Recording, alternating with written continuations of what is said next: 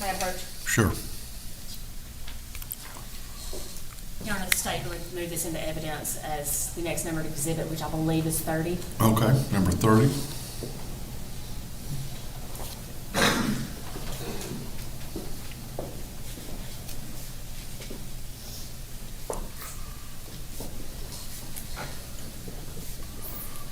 I just, the judge, with the movement in her resume, state would tender her as an expert in forensic biology, serology, DNA analysis. Would defense like to voir dire on that issue? No, Your Honor. Okay, I'll let her give her opinion. For us lay people, can you tell us, in the simplest terms that we can understand, what is DNA? DNA is a chemical that's found in our bodies, and it can serve as sort of a set of instructions or a blueprint for how your body is made. And in what kind of areas of our body would you find DNA? You can find DNA in practically every part of the body. There's only a few cell types that don't have DNA, but pretty much every other cell in the body does have DNA. And it would be the same throughout the body.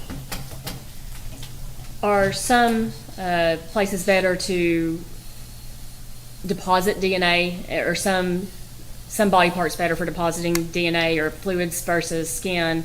Can you walk us through the difference in testing between fluids or skin cells, for example?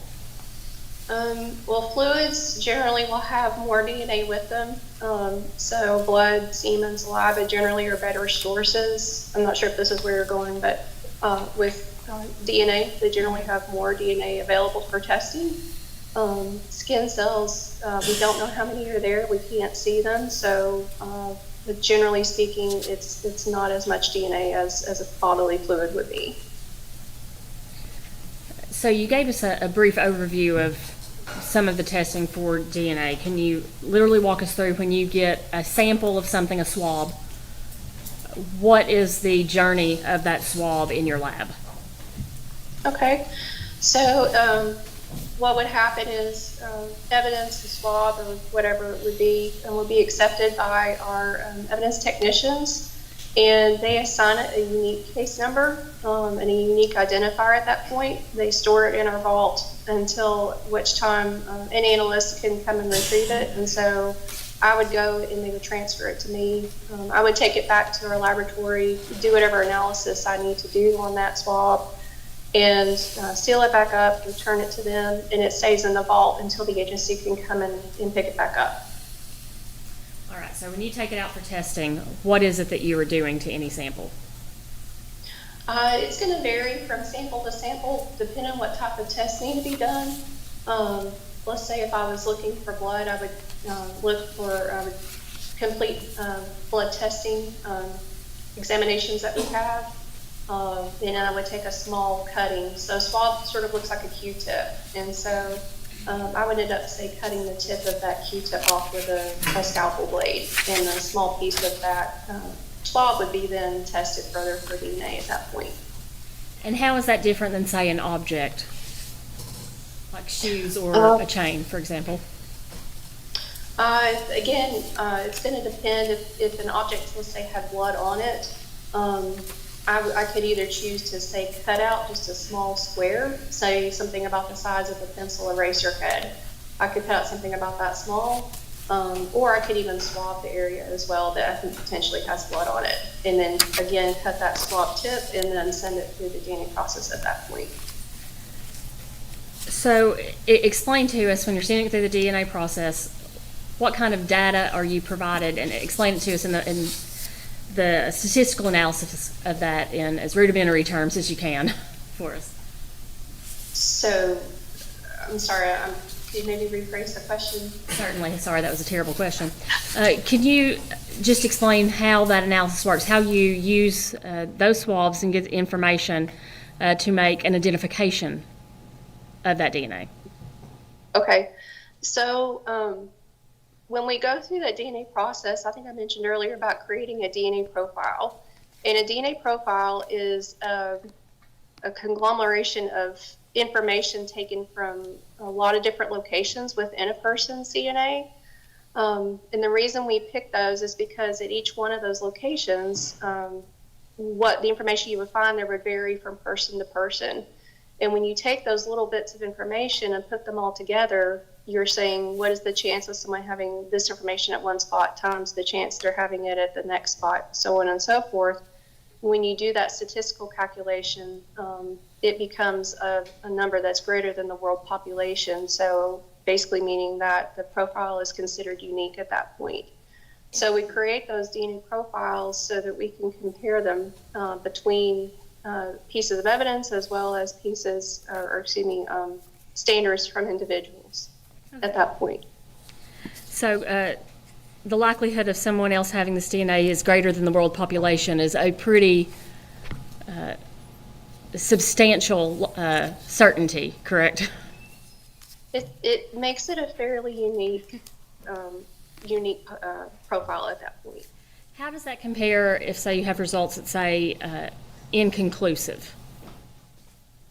So what we do at the point of once I create those profiles or I can visualize them, I will evaluate each one and I will make determinations about them, whether or not, let's say, do they have one person? Do they have more than one person? Is it a mixture of people? If it's a mixture, is it something I can work with and say this person contributed or somebody contributed more DNA than someone else? When I can make those types of evaluations, then I will go back and look to see if there's any matches. If at that point I look at that profile and I say, I don't know that I can tell anything about it. Let's say maybe it's has very limited information, or there's just too many people. At that point, I will say that this profile is inconclusive. So in other words, it's not good enough that it can be compared against someone else for comparison. So it never is compared in that instance. Okay. Can you tell us what YSTR is? Okay. YSTR is, I think I told you earlier that a DNA profile is taken from information from all over a person's DNA. YSTR is information that's only taken from what's called the Y chromosome, and that is something that only males have. And with that profile, it's shared from father to son and then son to sons. So it's shared along what's called the paternal line. So anyone in that paternal family line, barring a mutation, should have the same YSTR profile. So if you were doing a YSTR profile, if you had a father and son, would you be able to tell who had been the contributor of that DNA just by the YSTR? No, I would not be able to tell the difference at that point, barring that one of them didn't have a mutation.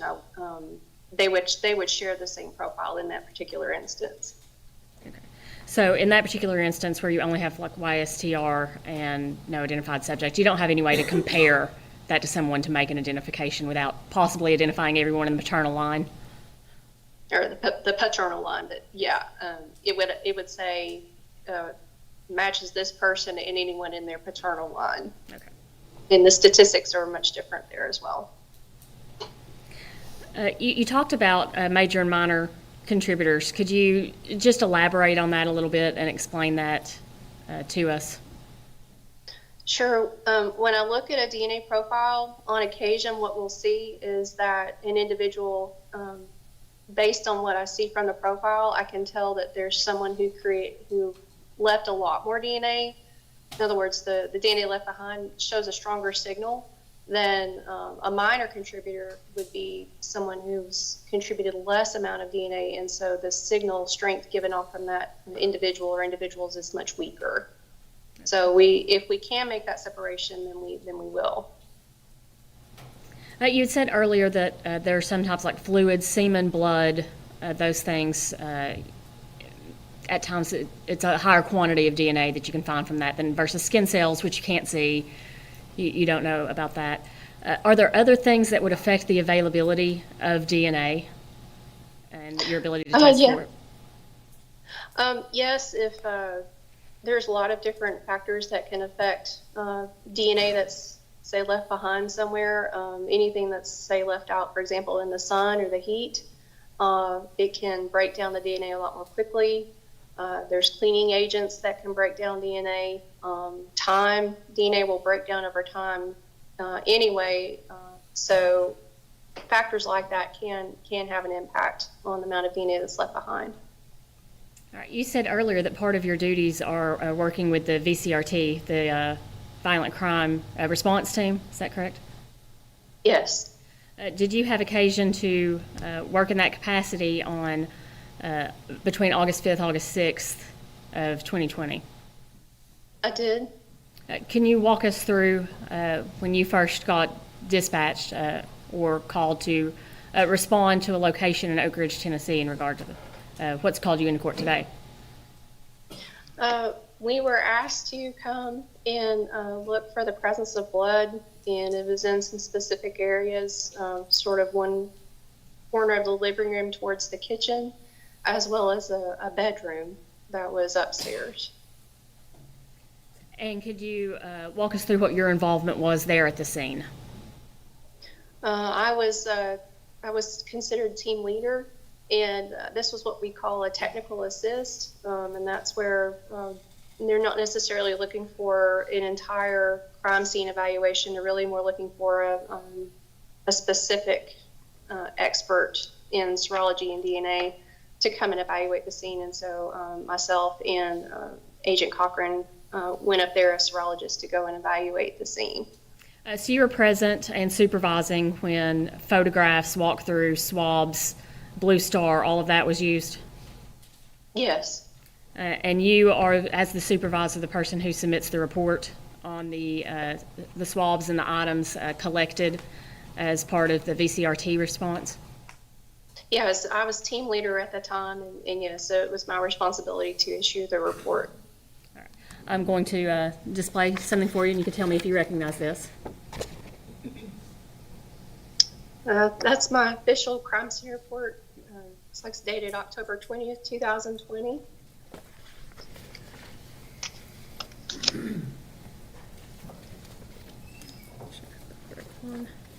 If you'll excuse me, may I approach? Sure.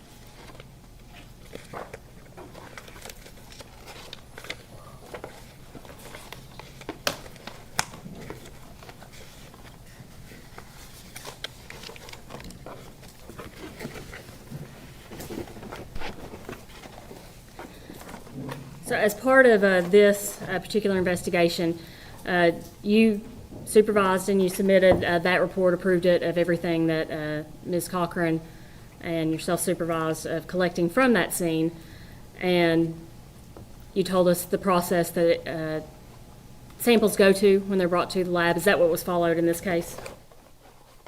Yes, I mean, technically this was before it got to the lab, but yes, that's sort of what we did in this instance. And how long does it take to do a DNA analysis on any one item, but especially a number of items? A number of items, it can take quite a bit longer. If I didn't have anything else to work on, depending on the number of items, we could get a report out, in a few days. If it's the number of items, that time frame is going to increase depending on the number of items that we have. In this case, do you recall when you issued the first forensic biology report?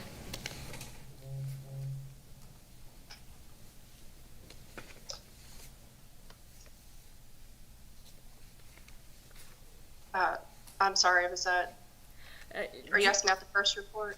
Yes, I'm asking, do you recall the first report that you issued in response to this case? Yes. And what was the date on that? If it's the first DNA report, the first one was December 17th, 2020.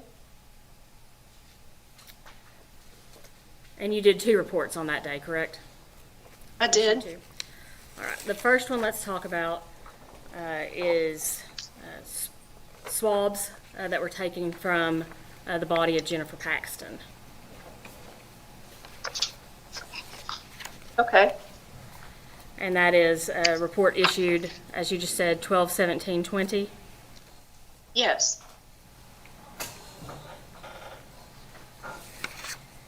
And I'm going to show you this report and see if you can identify it as the report that you prepared on this case. Yes, that's my report dated 12/17/20.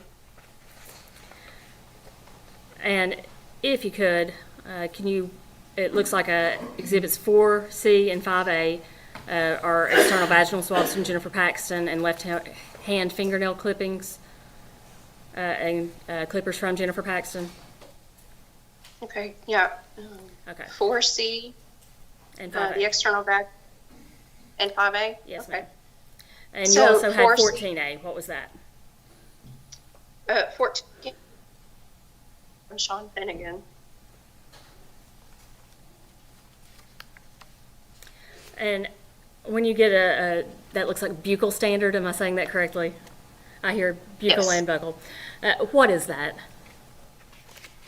That's a standard that's taken from an individual. In the instance of a buccal or buccal standard, it's a swab that's given to the inside of the cheek, and so just in the mouth. And we use that as a sample for comparison. We'll create a DNA profile from that and be able to compare it back to evidence in the case. Okay, so in this case, were you able to find any DNA on the swabs from Jennifer Paxton?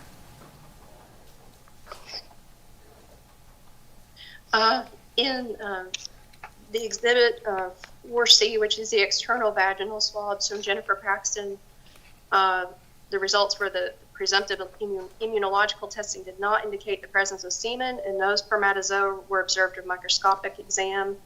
And the DNA profile was consistent with Jennifer Paxton, who's assumed contributor to the profile.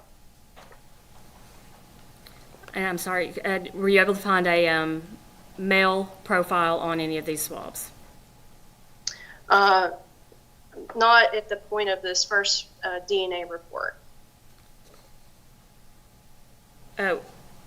This report indicated on 4C results the YSTR profile obtained from an unknown male.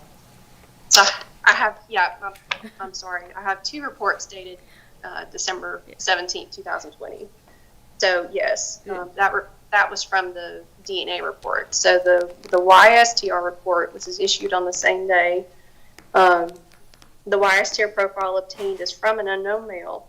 Therefore, Exhibit 14A, Sean Finnegan, is excluded as the source of this male DNA profile. So to be clear, since I would probably not transition between those 12/17 reports. The 12/17 report we're talking about is the official forensic biology YSTR report. And these were Yes. swabs from Jennifer Paxton's vaginal area and clippings from her fingernails, correct? Yes. And that was compared to the DNA standard that you found and identified as Sean Finnegan. Yes. And on the swabs for Ms. Paxton, there was a male, but it was not Sean Finnegan. He was excluded. You had enough to identify there was male, but not him. Yes. And because that is a YSTR sample, you can't compare it to another individual because it would be the paternal line. And also you don't have a standard to compare that to. So that remains unidentified, correct? Correct. I would have to have additional standards for comparison. Okay, thank you. I'd move this in as the state's second next numbers exhibit. I believe we had the crime scene report that she signed off on with Tatiana Cochran's that was identified yesterday, so you have that on the bench. and that was marked for ID, we would move that in as the next state number exhibit number 31 and move this in as state's exhibit number 32. That was marked for identification with Ms. Cochran yesterday for the swab she did, but the report is submitted by the supervisor, Agent Millsaps.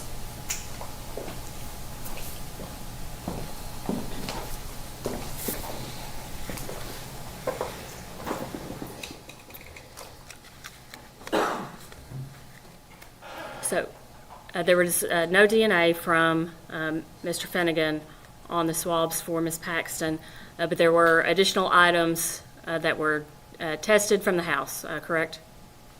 Yes. And you issued another report on 12/17, and this one is titled the Official Forensic Biology Report from 12/17/20, the same date the YSTR was issued, correct? Yes.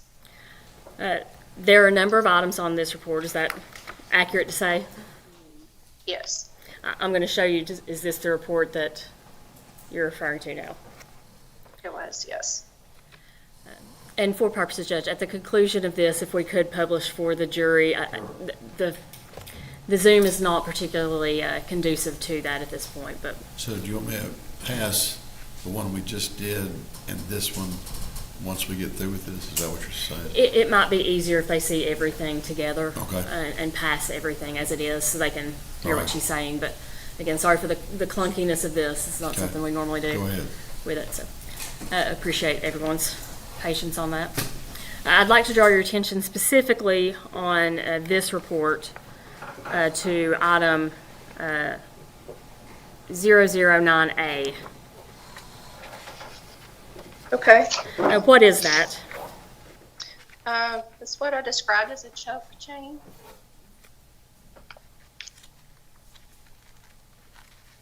And was that area swabbed of the choke chain for any biological substances? Yeah, I actually swabbed a couple of places. So the first one was the studded areas of the chain, which to me was, if you were looking at the chain, it's meant for a dog, and so the little studs that would poke inwards towards the dog's neck, that's where I swabbed, and then the leash attachment ring is the other place that I swabbed. So the swab from the stud areas that I did test it for blood. It did, but presumptive chemical testing did not indicate the presence of blood. And then for the DNA, limited DNA profile, including at least one male, was obtained. Due to the limited profile obtained, this profile is inconclusive for comparison purposes. Okay. So there's DNA there, male, don't know who that is. I could tell there was at least one male included, but it was a very limited amount of sample, so I could not make any comparisons against it. And if we go down just one more to 10A, those leashes, is that the same type of analysis you did on that, swabbing those? And well, it did. I also need to also swab the ring, also from 9A. Okay. Did you want me to give those results? Please. Okay, so the ring was kind of like the ring that would be around the collar if it was to attach to a leash. And the presumptive chemical testing did not indicate the presence of blood. And the DNA profile from that was consistent with a mixture of at least two individuals. And due to the limited profile obtained and the unknown number of potential contributors to the profile, this profile is inconclusive for comparison purposes. So two people can't identify who that is. No. And the leashes on 10A, tell us about that, please. Okay, for the leashes, I tested the handles it was a pink leash and a red leash. I tested the handles and then the opposite ends separately. So for the pink leash handle, the DNA profile obtained is consistent with a mixture of at least two individuals, which included at least one male.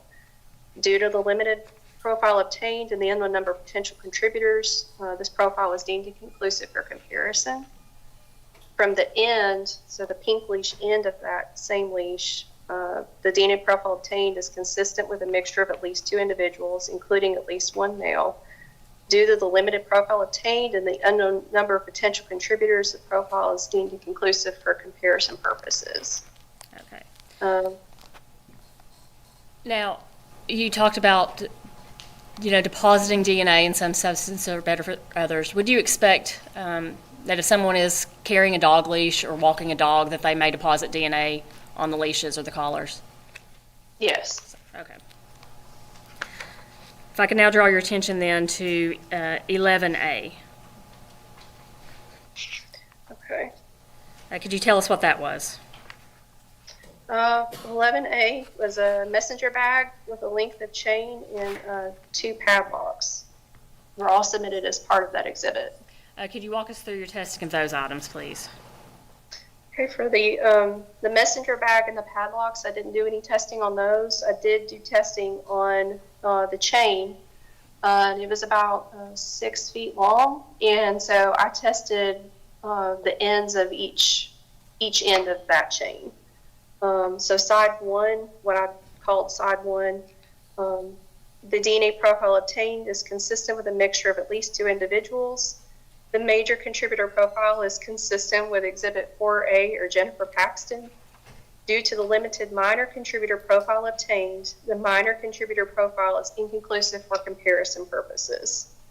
And from the major contributor profile, the probability of randomly selecting an unrelated individual who would be included as a contributor of the DNA profile is 1 in a number greater than the current world population for the African American, Caucasian, and Southwestern Hispanic populations. And from the opposite side of the chain, so what I called side 2, the DNA profile obtained is consistent with a mixture of at least 2 individuals. The major contributor profile is consistent with Exhibit 12A or Rebecca Dishman. Due to the limited minor contributor profile obtained, the minor contributor profile is inconclusive for comparison purposes. And from that major contributor, the probability of randomly selecting an unrelated individual who would be included as a contributor of the DNA profile is 1 in a number greater than the current world population for the African American, Caucasian, and Southwestern Hispanic populations.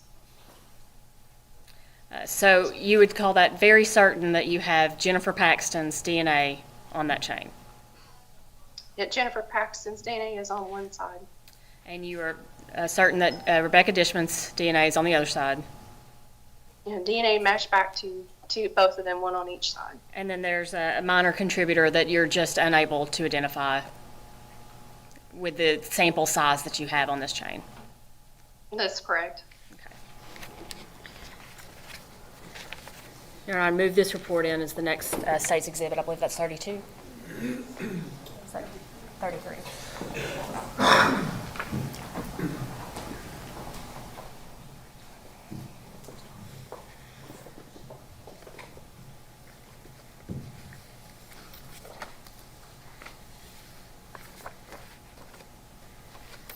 You had additional reports that you submitted as a result of items that were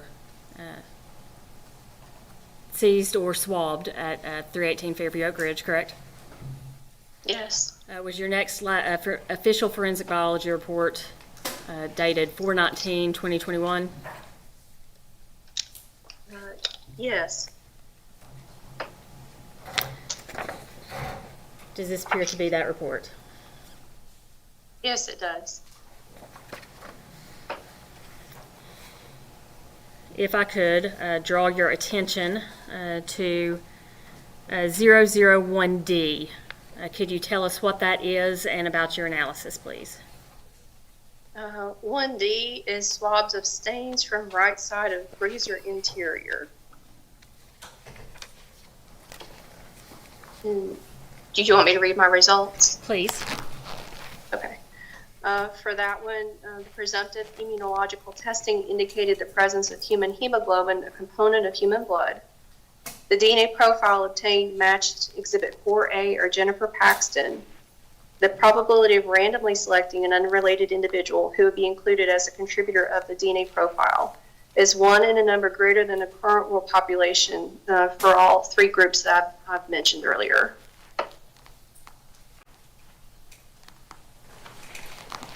All right, if you could take a look at 001E and tell us what that is and about your analysis and results. Okay, so 1E is the swabs of stain on the inside closet door near the kitchen. And that one, presumptive immunological testing indicated the presence of human hemoglobin, a component of human blood. The DNA profile obtained is consistent with a mixture of at least 2 individuals, including at least 1 male. The major contributor is consistent with Exhibit 14A for Sean Finnegan. Due to the limited minor contributor profile obtained, the minor contributor profile is inconclusive for comparison purposes. From the major contributor, the probability of randomly selecting an unrelated individual who would be included as a contributor of the DNA profile is 1 in a number greater than the current world population for those 3 population groups. So on the inside of the freezer, you have positively identified DNA from Jennifer Paxton. And yes. From the inside closet door, reddish brown stain, you were able to identify at least 2 individuals' DNA present, but the only one that was able to be identified is Sean Finnegan, and the other a minor contributor that you can't identify with the sample you have. Yes. If I could draw your attention to 001G. Okay. The swabs of the stain on the wall near a fireplace in the living room. And on that one, presumptive immunological testing for the presence of human hemoglobin, a component of human blood, was not performed due to a limited sample. The DNA profile is consistent with Exhibit 4A or Jennifer Paxton. There's additional information obtained at one of the locations that we look at, and due to that limited information, interpretation of that little bit was inconclusive for comparison purposes. The probability of randomly selecting an unrelated individual who would be included as a contributor of the DNA profile is 1 in a number greater than the world population for the African American, Caucasian, and Southwestern Hispanic populations. So that, in summary, certainly means you have a certainty of Jennifer Paxton's blood or DNA on that wall. There was DNA found from her on the wall. DNA from her on the wall. We haven't talked a lot about alleles. Could you tell us what that means? So an allele is what we call the information that we're obtaining from the different locations to help create a person's DNA profile. An allele, the person has a chance of having 2 alleles at each location. Sometimes the information we get is the same. In other words, their mother and their father both gave the same information, so it looks the same to us. And sometimes they gave them different information, and so we can tell that as well, that every person has 2 alleles at each location. And so what this is saying is there was an extra little bit of information, an extra allele that was obtained. I can't even say much about it because it's not enough information. It's inconclusive. Okay, thank you. Mm-hmm. We also have marked on that report that 003A, there were blacks used in the master bedroom. Were the results of that, those seized on this, included in this particular report? No, they were not. Now, I have a question regarding our past 2 reports from the official forensic biology from swabs and the items that were seized.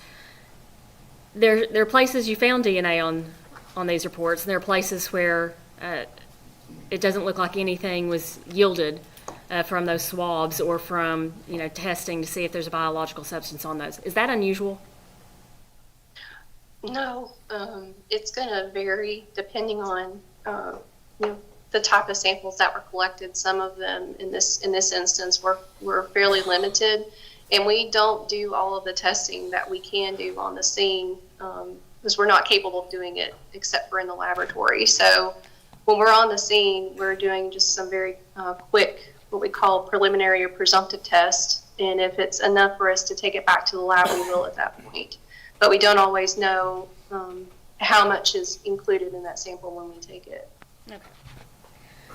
Your Honor, please, I would move the official forensic biology report from 4/19/21 and as next state's numbered exhibit, number 34. Objection.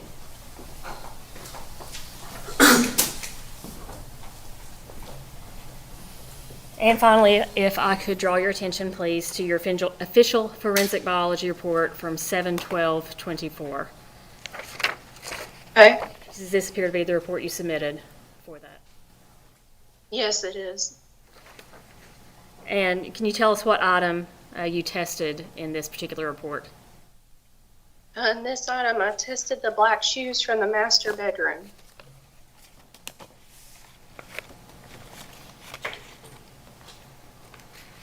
And could you tell us about the process where there's any determination that there could be biological material on these shoes? You mean like the screening process? Yes, or? Okay.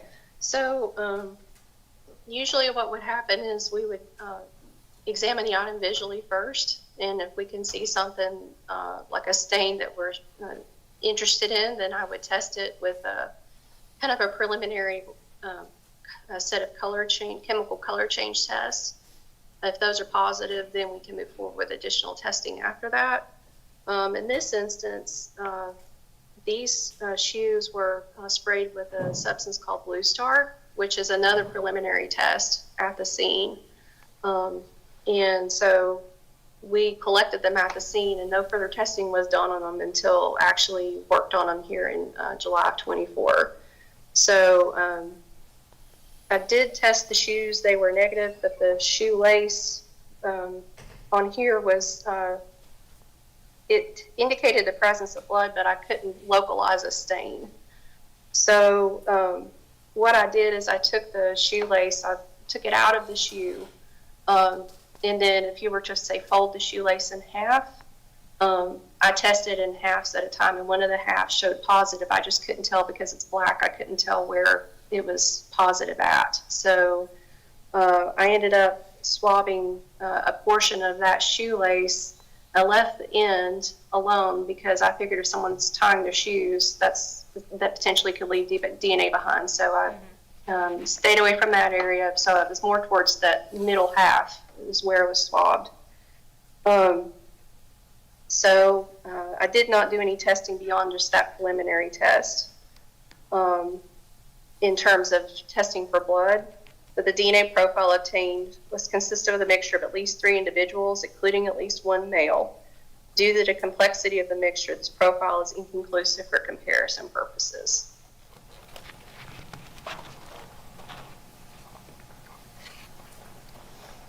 All right. Your Honor, please, I would tender this as State's Exhibit number 35.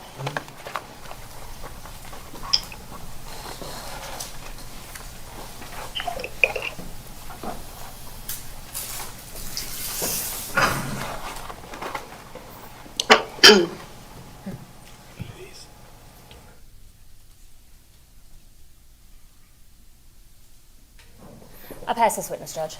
All right, cross-examination. I need to switch chairs.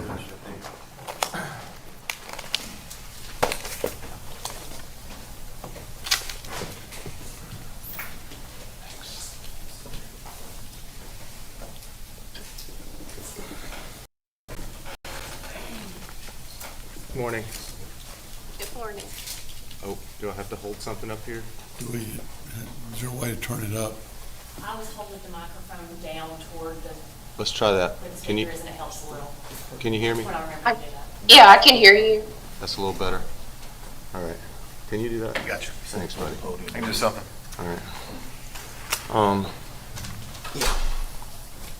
So let's, I'm just going to take a look back through these reports, and the one report that starts with 4C, external vaginal swabs of Jennifer Paxton. Okay. And just to summarize that you found DNA on the external vaginal swabs of Jennifer Paxton, but it was an unknown male. That's correct. Can you hear me? Hang on, hold tight. Where's the speaker? I don't know.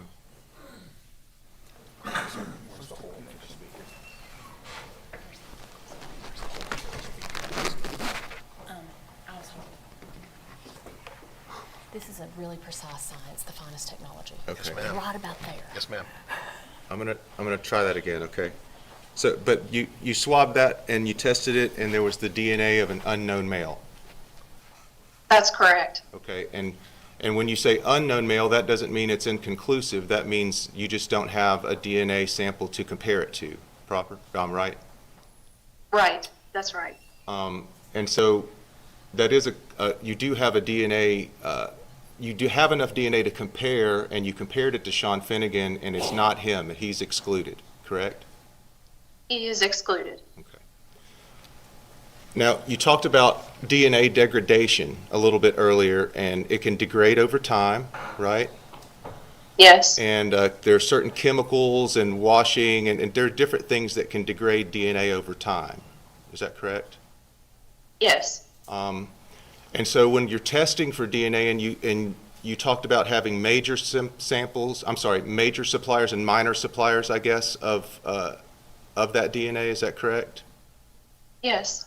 And usually, would you say that the major supplier is the one who probably, well, let me see how I can phrase this. Maybe touch it more? Is that a good way to say that they would maybe had more contact with that particular object than the minor contributors? It's possible. It's hard to say, how the DNA was deposited, because you can see major and minors even with bodily fluids, depending on who left more behind, for whatever reason. However it got there, there's just more of it available. Okay. And would that ever be consistent maybe with who touched it last? I don't know. Not necessarily. Would have to depend on, if they touched it last, how long did they have contact with it? If we're talking about touch DNA, the factors that are going to increase the amount of DNA left behind would be how long someone had contact with it, what was the surface like? Was it something that would have high friction versus something very, very smooth? And then individuals, some people shed more skin cells than others. So there's a lot of different factors that can go into who leaves the most DNA behind. So I guess what my question is, when people, if there are, say, efforts made to clean, for instance, and maybe wipe or use bleach, bleach would kill DNA, right? Or make it difficult to extract? It makes it to where we don't get profiles as often, yes. All right. And so then if you found a profile somewhere where someone had claimed to wash or bleached, would that suggest that that profile, the DNA was left after the cleaning? That one's, I don't know if I can answer that. That's a difficult one to say. I have seen DNA left behind after someone cleaned. I don't know that I've looked at studies that say, how much DNA, how effective was the cleaning versus, and then someone touched it after the fact. I'm not sure I could answer that. Okay, thank you for that. Sure. So let's move to another report. Which one? I'm sorry. There's one that starts with 001A, and it's testing stains. The top 001A is stain from top of mattress. Oh, I'm sorry. Okay. I've got your number up here too, if you need it, I guess. From the April 1921 is when it was issued. Yes. Okay. I've got it. So that 001D, you swabbed the stain from the right side of the interior freezer, and that came back as Jennifer Paxton, correct? Yes, it did. Okay. And then they asked you about 001E, and those are swabs of stain on the inside closet door near the kitchen, correct? Yes. Okay, so that's not the closet door where the freezer was. No, it's not. That's the inside closet door of the kitchen, right? I don't know if you all have a picture, but there was a door as you go into the entrance of the kitchen. I think maybe it had some electrical or something inside of it. And we called it a closet door because it was just right near the kitchen. But yeah, it was it was definitely downstairs versus the upstairs where the freezer was is a different location. Okay, and that's where I think the HVAC unit intake was, maybe in that closet. Does that sound right? Yes, it does. Okay. And on that swab is where you found DNA for Sean Finnegan, Yes, and that's his house, correct? it is. Okay.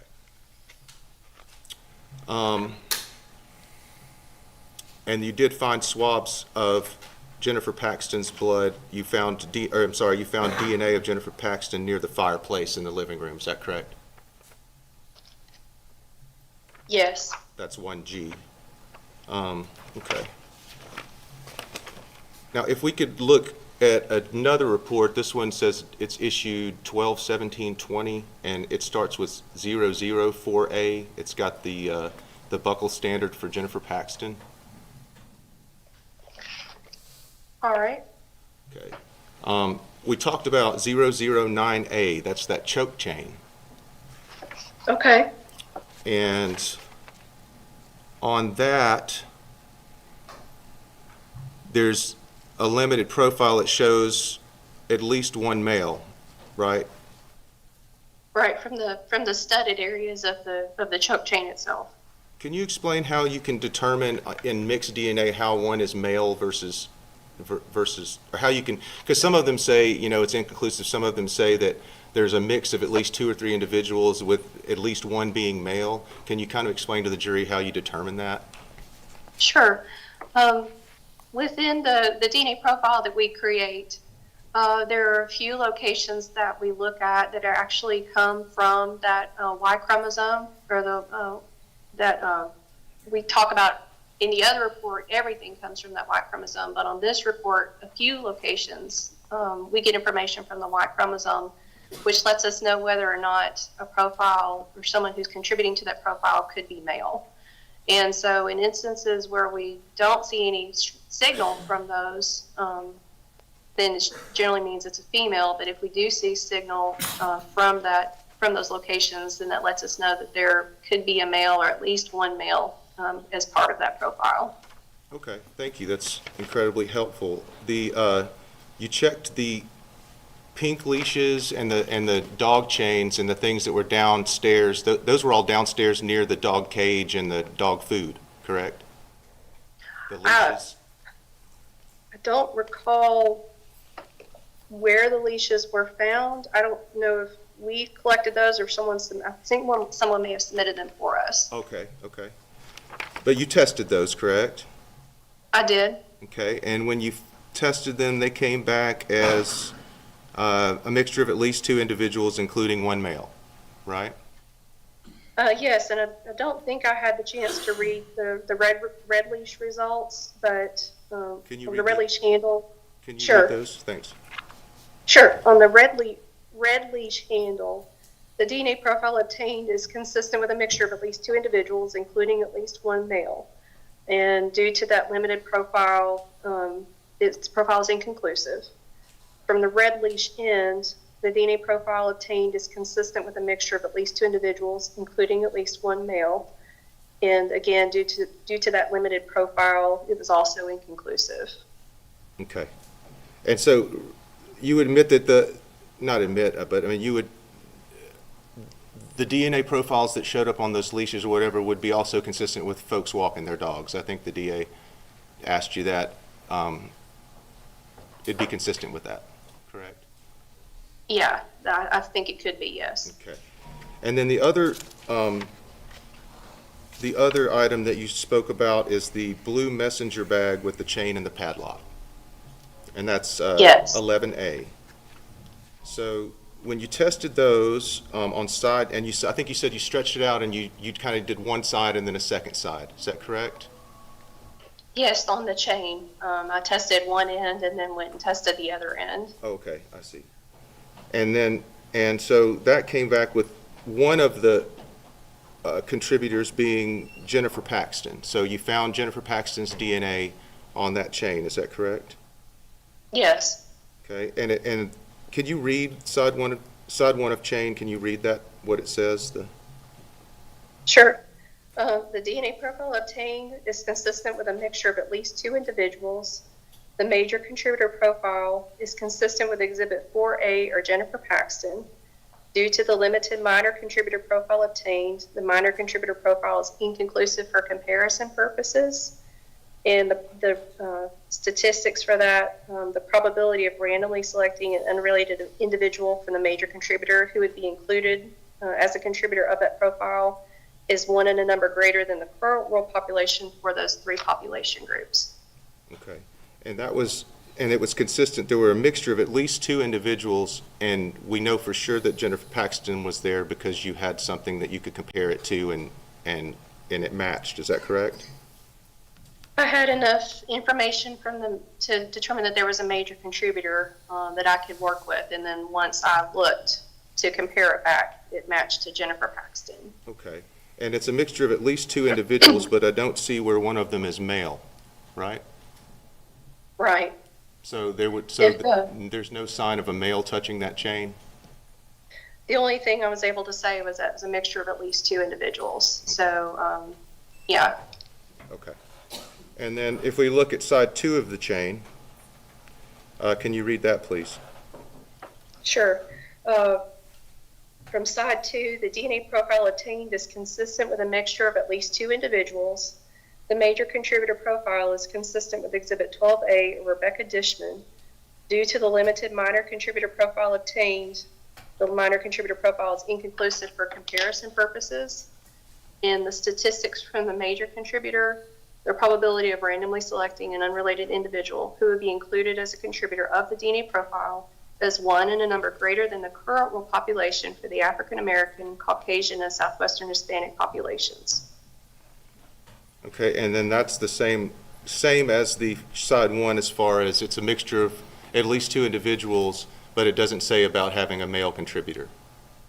That's correct. Okay, which means there's no evidence that a male touched that chain. I didn't see any information to indicate a male present. Okay, and you did not test the padlocks or the messenger bag itself, is that correct? I did not. Okay. That's all I have, Judge.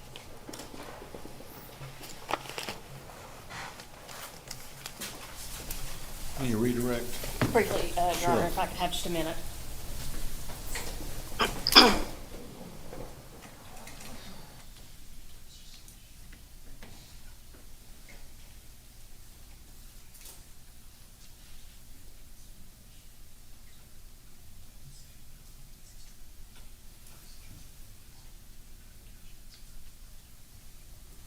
Nothing from Your Honor. All right. And so do you want to pass these 3 reports to the jury? Please, Your Honor. Okay, so we've got 3, is that correct? Or is it 4? How many reports do I have? There should be, I believe, 4 reports on that. So it's 30, There's the VCRT report that we've now entered into evidence instead of identification.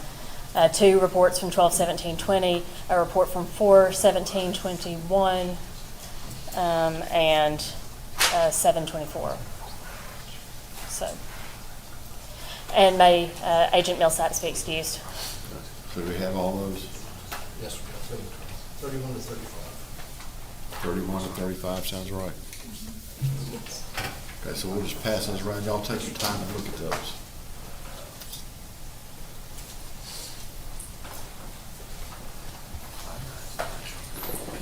And Your Honor, please, as discussed yesterday with the pictures walked through from Agent Cochran and Supervisor having testified of supervising this walkthrough analysis of the evidence at 318 Fairview, we would proffer the photos from the VCRT as state's next numbered exhibit, number 36, Okay. I believe. And Those as were the ones I looked at yesterday. Yes, as a collective exhibit. Okay.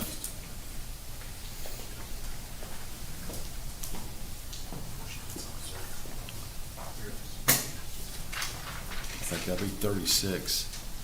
And I have a rubber band in my office. I'll bring you one. In the meantime, We don't if you do- want me to sit these with the other reports and I'll turn them a different direction. Pictures.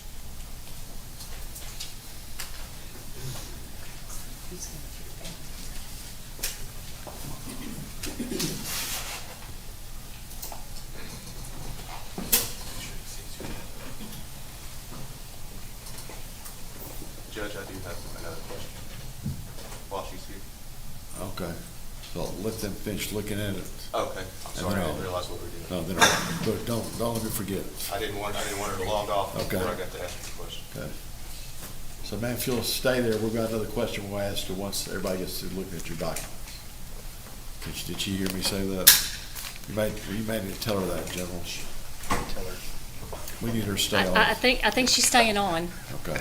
So they may have one more question if you didn't hear that cross conversation. Sure. Thank you for your patience.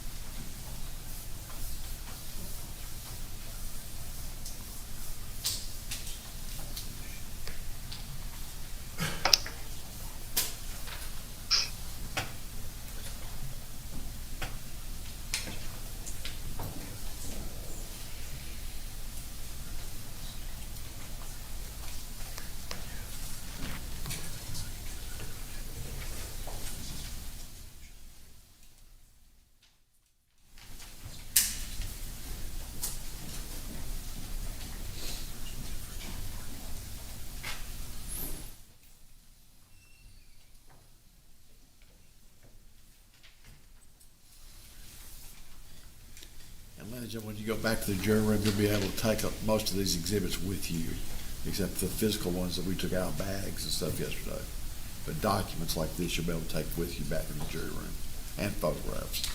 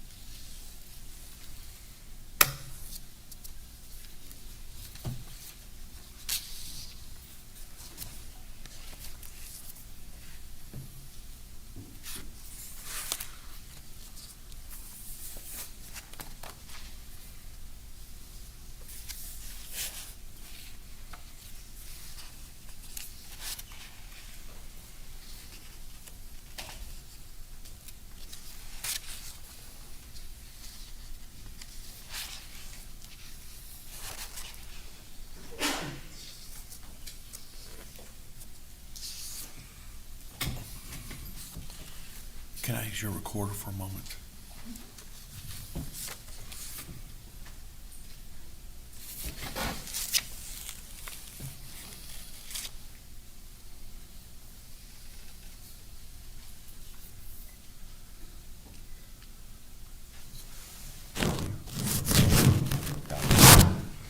Y'all step over here for a second.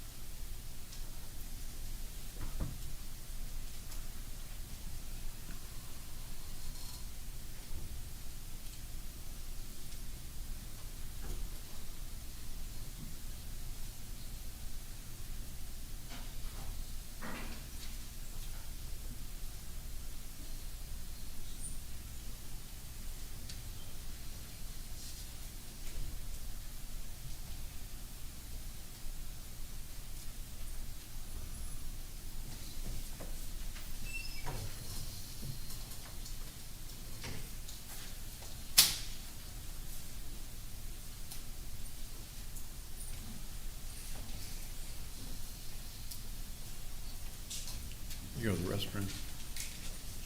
You what? You can go if you need to. It's gonna be a few more minutes. Go ahead.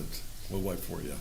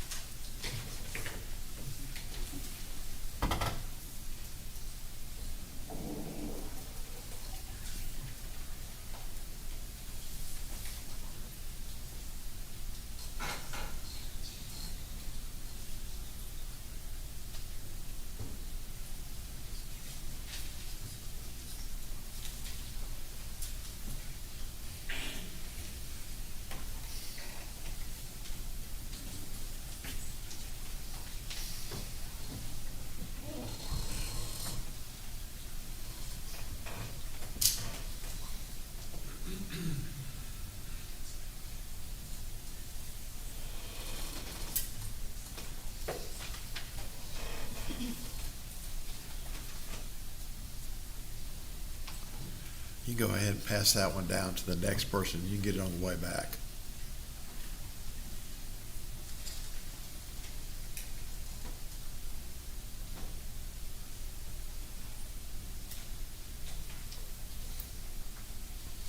And you can pass that on down to the next person.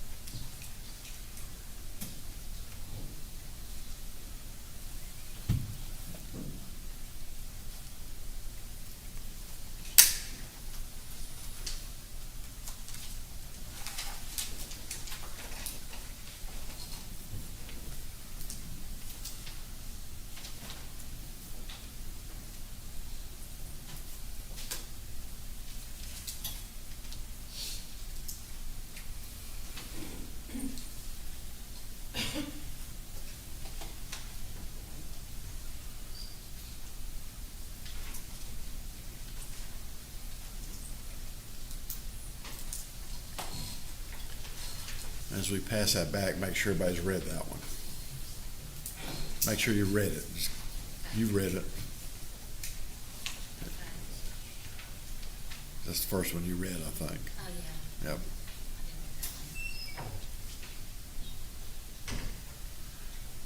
I don't think you've read that one.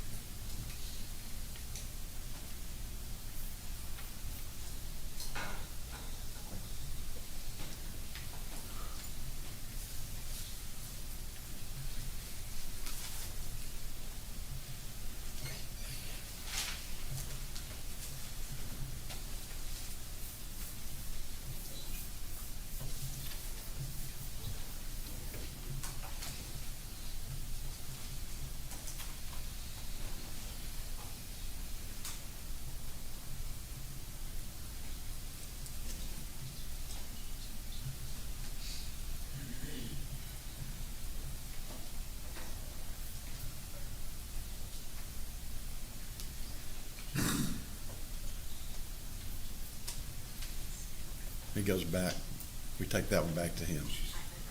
Oh, you hadn't read it? Oh, okay, I'm sorry.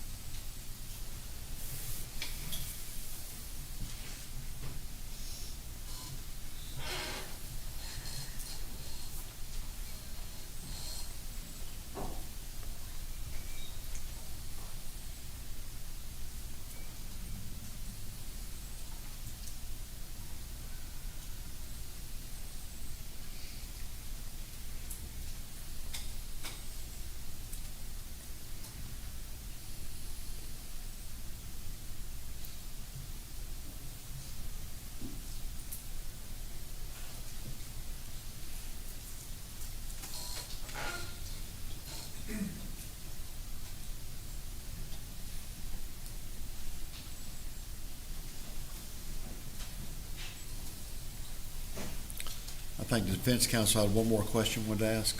Yes. Thank you.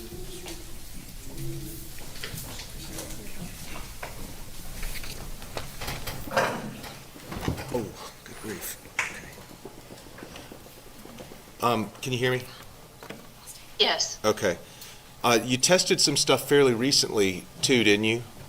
Like the shoes? I did. Um, Yes, did you also test some chef's knives? I did. And did you create a report for that? I did. And is that a report that was issued on August 8th, 24? Yes. Okay. Can you read that report, the results of that report, what you tested and what the results were for the jury? Sure. That exhibit consisted of 5 knives and a knife sharpener in a black plastic case. The knives, or the results for the knives, presumptive chemical testing did not indicate the presence of blood. And I did take swabs from each handle and each blade and return those with the evidence. That the black plastic case and the knife sharpener, I did not perform any testing on those. Okay, so there was nothing on the knives or the knife case or the sharpener that indicated the presence of blood, and so there was no usable evidence on there, correct? Well, I didn't test the case and the sharpener, but I didn't find any blood on the knives. Okay. Yeah. And so I'm going to show you this report. Can you see it? Yes, Is that your signature at the bottom? it is. And is that a report that you created, Yes. or a copy of it, rather? Your Honor, I would ask to move that Yes. into evidence. Okay. The next number exhibit.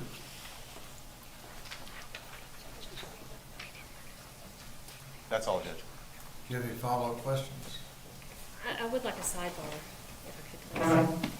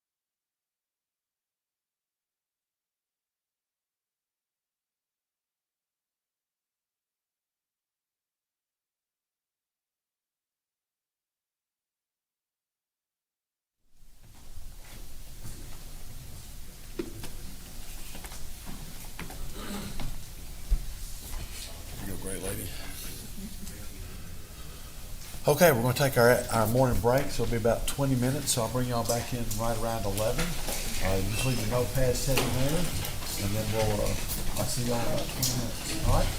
All rise. Can I have that exhibit?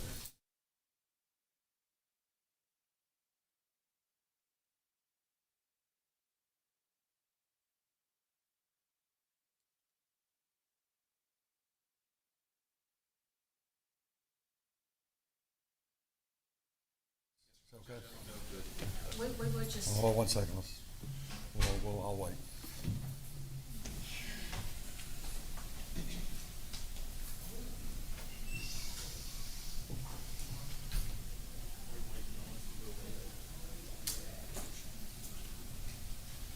Thank you. Have a seat. Yes, counsel. Your Honor, please, we just want to put on the record that the state didn't proffer the exhibit regarding the testing of the knives because we asked for that testing and then realized that a necessary witness who provided that knife from the Pint House to investigators has since deceased, so obviously unavailable for trial, and we didn't want to put in evidence that we couldn't, that we had a necessary witness in order to introduce that evidence, which is why we didn't put that in. We feel like the introduction of that document, and again, we didn't know what the question was going to be, on what was supposed to be a recross Sure. on this, that he was going to introduce a new report, or we would have objected to it on the front end without having the jury hear any of it. Once we object to it, once they're trying to do it, it makes it look like we are trying to keep something out hidden with ulterior motives versus we were trying to follow proper procedure by not introducing evidence that we could not. So what do you suggest I do? I'm suggesting, number one, that the defense be instructed to not make any inferences or arguments that the state was not proffering that exhibit in an attempt to hide the results to the jury. It's in. We didn't have a problem with putting that in per se because we would have put in that it wasn't found, but we couldn't have that link in the chain of custody to get us there. So we just like that there be no improper argument or inferences made. And I don't know what kind of curative instruction you do to say the state did not omit this maliciously. Yeah. This is trial. This is their evidence. I don't know the chain of, I haven't objected to any chain of custody issues. I haven't raised that as an issue. But it was tested by a TBI agent. How she got it or where she got it from, I didn't even ask. It was knives. They brought it into issue when they started talking about Chev's knives. They did. During their opening, they said he had Chev's knives, he was a cook, he had his own knives. They put it into issue, and they tested them, and they're negative. The fact that they didn't put it into the evidence, I think I can argue that they didn't put it into evidence if I want to. That's called being a defense attorney, Judge. And there's nothing unfair. I'm not claiming that they did it, but I can argue it. They don't get to control my argument because they neglected to put in a piece of evidence, Judge. Judge, this isn't a neglect issue, please. But let's say they did put that in. Let's say it was bad. And they put in, and there's no basis to put it in. They didn't have a basis to put it in because they don't have a witness to verify the taking of the knives. Is that right? Only if I objected to it. Only if I objected to it. She can absolutely testify about the test that she ran on the evidence that was provided her by the investigating unit. They investigated, they confiscated. She's not part of any of that. They provided her the stuff, she tested it. She can testify to her report, what she tested and what the results were. That's all I did. I put it in. And we're, again, Judge, we're not objecting to that, but we think there's a difference between chain of custody when someone's dead. If I put my hand up, that means quit talking. Sorry, That's what I mean. Okay. So I think your concern is that in closing argument, they may argue that you tried to hide this or hide the ball, basically. Yes, that's kind of what. that's. Okay. So if they bring it up, make an objection. I'm not telling you I'll rule, but go ahead and make an objection. We will, Judge. Again, we're not objecting. The exhibit is the exhibit. The test is the test. Yeah, I'm gonna pass around the jury just like I did those. But if they get up and argue, this shows that the state was being deceptive or not being truthful or whatever like that, you stand up and object and I'll rule on it. Can we also clean it up with John Hannon and have him explain where that knife set came from, that it came after the fact, when the apartment was cleaned several weeks later, that's how we received that knife set in a cupboard inside the apartment? Y'all's case, Judge? your case. So I need to clarify that. I don't have an objection on that they have testimony to clean up that they found it after the fact and all that, but they cannot go into the other stuff they found when they found that, because it was a separate search. We do not intend to Okay, go just into making those items. Just making sure. That's well settled. We are not going into the separate case Okay, on this. okay, making sure. Right, okay. But that's why we wanted to avoid, because So that y'all witness is decide, you there. decide. If you want to put this gentleman on, ask that question, you can. If you don't, then if they go into that area and they're closing, you stand up and object, I'll rule on it. Thank you, Your Honor. Fair enough? Okay, see y'all in about 12 minutes.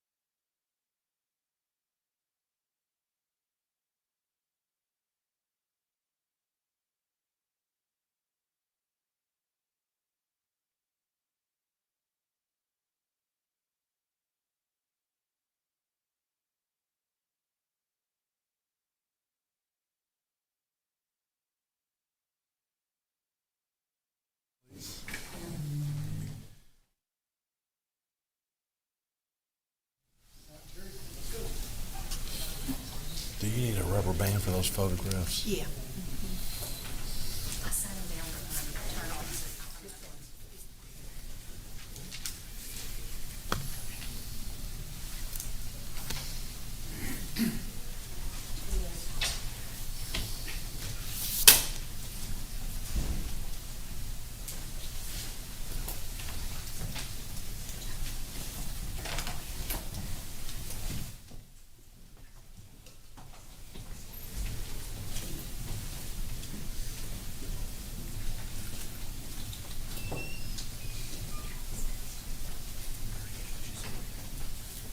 Thank you. Have a seat. Officer, if you'll pass this. This is just exhibit number 57. And when you go back, you'll be able to take it with you, but I wanted you to look at that before we started up with other questions.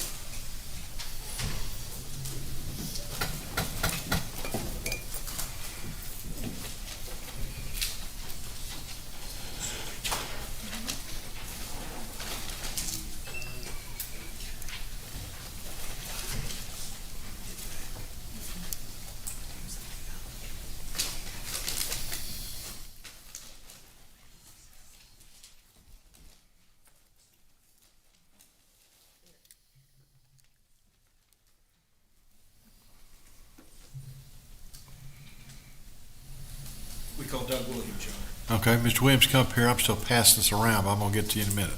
Okay. Just come on up here.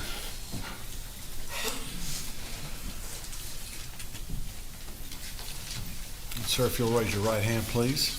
You swear to tell the truth, the whole truth, and nothing but the truth, so help you God. I do. You have a seat, please. If you'll state both your first name and last name and spell them both for me. Yes, sir. My name is Douglas Williams, Douglas, Williams.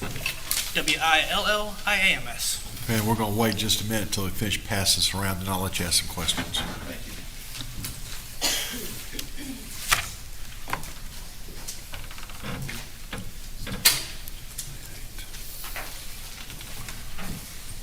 May I approach you, Judge? Sure.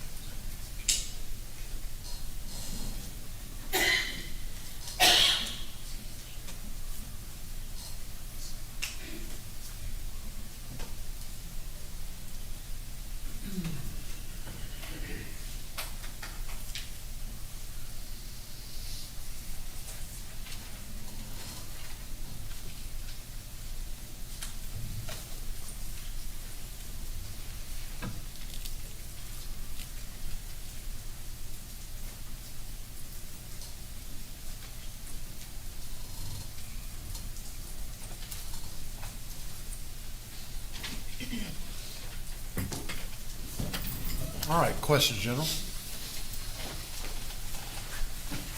Go ahead and state your full name for the record. Douglas Williams, And where are you employed? State of Tennessee, Tennessee Bureau of Investigation. How long have you been employed with the Tennessee Bureau of Investigation? Just about 20 years. Okay. And did your law enforcement career start before your? Yes, sir. Collegedale Police Department in 1986. Okay, so started in 1986, Collegedale Police Department, transitioned to TBI in what year? I came to TBI in 2002 with the election of the new governor at the time. There's a cutback. I was sent to the health department to work for about 18 months, and I was rehired by the TBI in 2004. Okay, and what is your current assignment at the TBI now? My current assignment is job title is application administrator, which is taking care of our forensic applications. Also, my primary responsibility is that of a digital forensics examiner. I'm also a retired special agent. Okay, and so you, a digital forensic examiner is one of your titles? Yes, sir. You wear multiple hats? Quite a bit. Okay. The bulk of your career, though, with the TBI, what did you do what was your primary role with TBI? The bulk of it was as a special agent working for the technical services unit doing digital forensics. Okay. TBI, state has a requirement that when you turn 60 that you have to retire. Any commissioned agent has to retire at 60. I was retired at 60. I did 2 years on contract. Then they recreated a job to get me back as a non-commissioned agent, non-commissioned person, and that's what I do now. Okay. And what unit is you were assigned to? At the time that I did this examination, it was called Technical Services Unit. It's been since renamed Cybercrime and Digital Evidence Unit. Okay. Cybercrime and Digital Evidence Unit, what is that composed of? We have a component that does the field investigations in all types of crimes involving computers, internet crimes against children, the human trafficking and such, and then the digital forensics side of it where I am, we're the ones who analyze the evidence that's collected by either our personnel or because there's a lot of agencies that don't have access to digital forensics personnel, we take on state and federal jobs as well. Okay, and what do we mean by digital media? Basically anything computerized, anything that deals with ones and zeros. Okay. We deal with computers, cell phones, tablets, audio enhancement, video enhancement, and the most recent advent is dealing with the infotainment systems and the navigation systems in cars. So you're kind of like the geek squad of the TBI? I've been called that before, Okay. sir. All right, and so tell the members of the jury, what is digital forensics?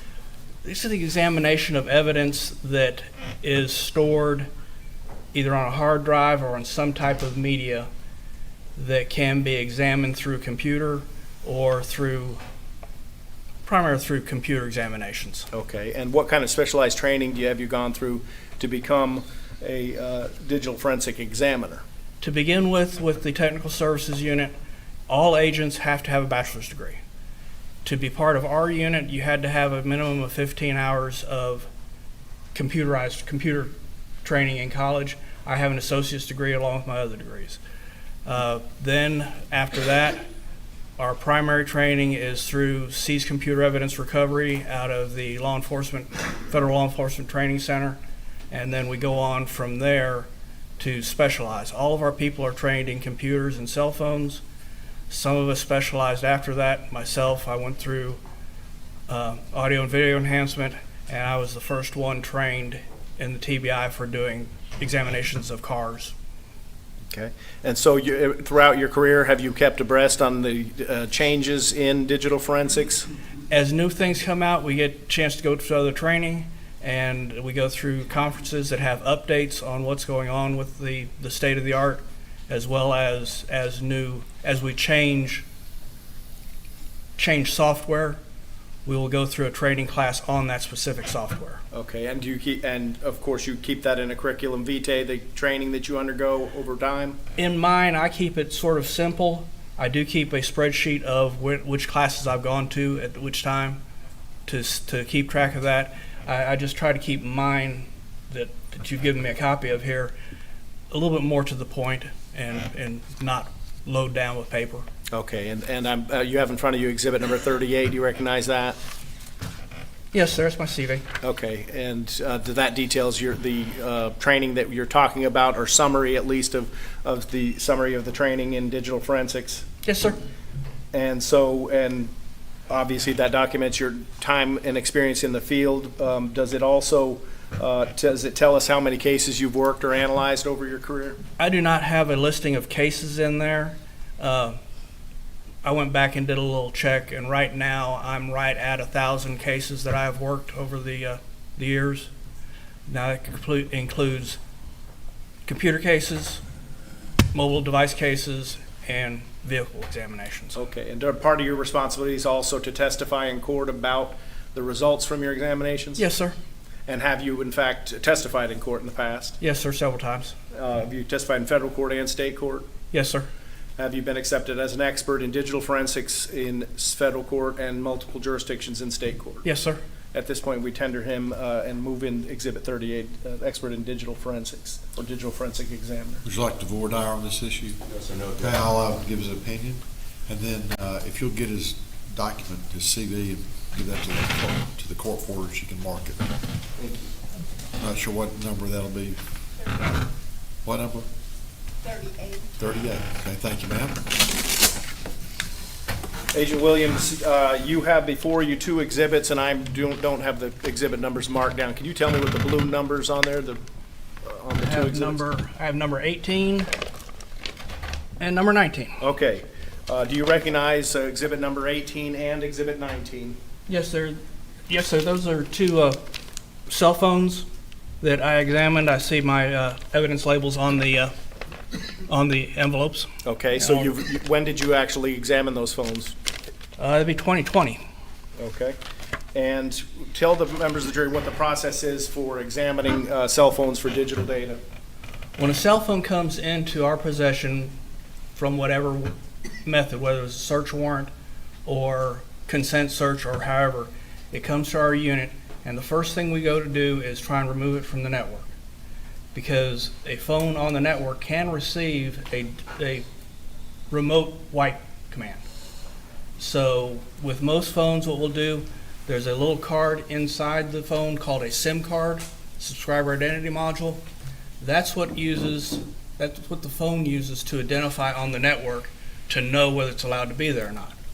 Removing that SIM card prevents the phone from authenticating on the network and prevents it from receiving the remote wipe should that be there. The next step is we connect it to our software, our equipment. In this case, these were examined with Cellbrite, and Cellbrite will now connect to the phone and send requests for information from the phone and bring it back into the computer so we can parse it out and analyze it. Okay. Agent Williams, you have two exhibits before you, but the jury has seen some photographs of the scene, and there are three phones in the photographs. Did you receive, in fact, three phones in this case, or just two? Yes, sir. We received three phones. There was a TCL phone that would been my evidence number would be 564 instead of these are 5 and 6. The phone would not charge, would not power on. We could not examine it. Non-operational. Correct. Okay, so the exhibits, though, in front of us, you were able to do a forensic examination on those? Yes, sir. Okay. What is Cellbrite? Cellbrite is a brand name. It's a company that does forensics on primarily cell phones or mobile devices. Mobile devices being, in this case, tablets, your Kindles, your iPads, things like that. So the Cellbrite is broken down into two basic pieces. A device called the UFED, which is Universal Forensic Extraction Device. And that device connects to the phone to request the data from it. The next step is taking that data that's been extracted and going through the software called Physical Analyzer. And that software parses out the information so that it's more human readable. It takes and separates the pictures out. It separates out any emails, any text messages, any multimedia messages, any chat messages, anything there so that a person can read it versus a computer having to read it.